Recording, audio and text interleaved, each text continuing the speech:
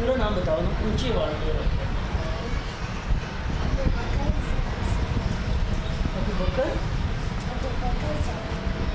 अबू बकर जट। हाँ,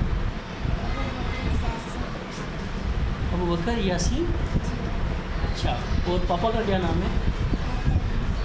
हाँ? तार। अच्छा, आप कौन सी क्लास में पढ़ते हो?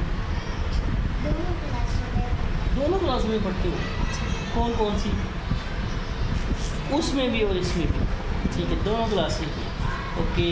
अच्छा, आप बड़े होके क्या बनना है आपने? अभी बड़े हो आप? अभी बड़े हो? पायलट बनोगे? पायलट बन के क्या करोगे? हैं, जहाज उड़ाओगे? उड़ाओगे रिमोट से?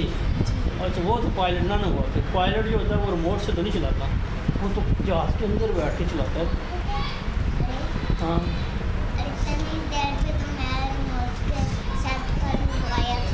अच्छा, जब इतना ज़्यादा अच्छा बड़ा था, फिर ना मैंने ना रिमोट के साथ उड़ाया था। अच्छा, आपने रिमोट के साथ उड़ाया था? जी, जब मैं ज़्यादा बड़ा था, मोटरसाइकिल भी चलाया था। मोटरसाइकिल भी चला लिया था? जी।